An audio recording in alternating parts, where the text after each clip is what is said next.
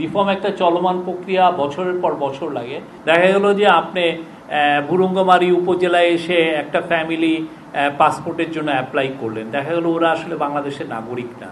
তো এই যে পাসপোর্টের সে যে নাগরিকত্বটা আমি যে যাচাই করাটা, এটা একটা পুলিশ ভেরিফিকেশনের মধ্যে যেতে হয়। এটা আসলে যদিও জিনিসটা মানে অনেকের জন্য অস্বস্তিকর এবং কিছু কিছু প্রবলেম ক্রিয়েট করে বা এটার মাধ্যমে অনেকে এক্সটোরশনও হয়, কিন্তু সত্যিকার অর্থে ন্যাশনাল সিকিউরিটির ইস্যুর কারণে এই বিষয়টা আমরা পুলিশ ভেরিফিকেশন আমাদের করতেই হচ্ছে।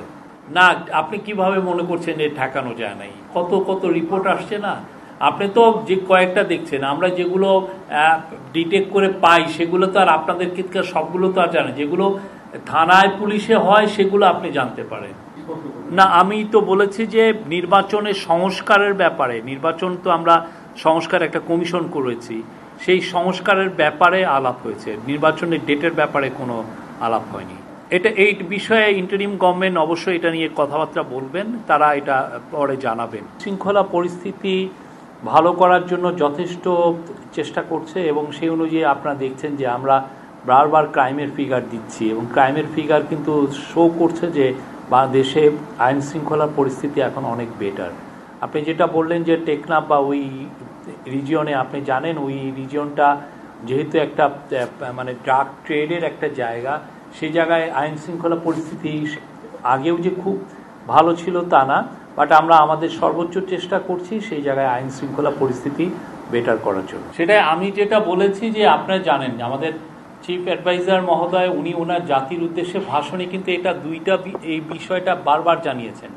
যদি কম রিফর্ম হয় তাহলে উনি বলেছেন যে এটা ডিসেম্বরের মধ্যে একটা ইলেকশন করা যেতে পারে। আর একটা হচ্ছে যে যদি পলিটিক্যাল পার্টিগুলো বা আমাদের অংশীজন যদি মনে করেন যে আরও বেশি রিফর্ম করবে, কেননা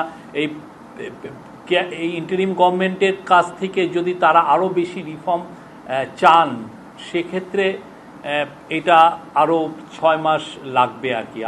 মানে প্রথমার্ধ 2026-এর প্রথমার্ধের কথা বলেছে, সেইটারই আমি আজকে একই জিনিসই বারবার বলছি, কিন্তু আমার যেটা মনে হচ্ছে যে জিনিসটাকে ইন্টারপ্রিটেশনে হয়তো বা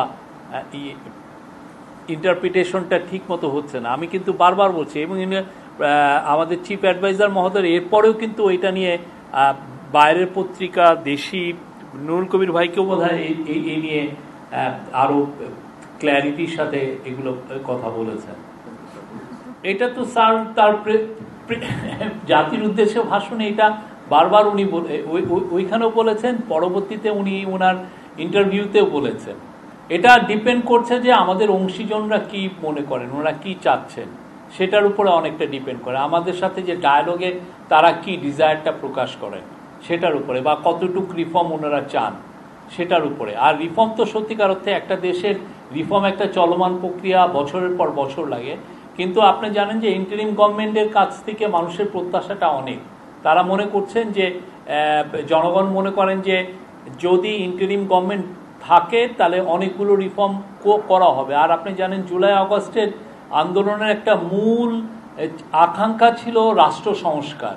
তো রাষ্ট্র সংস্কারের আকাঙ্ক্ষাকে বাস্তবায়ন করার জন্যই এতগুলো রিফর্ম কমিশন করে দেওয়া হয়েছে এবং তার আলোকে এই রিফর্মগুলো কেন করে দেওয়া হয়েছে, যাতে একটা সুষ্ঠু নির্বাচন ব্যবস্থায় আমরা ফিরতে পারি।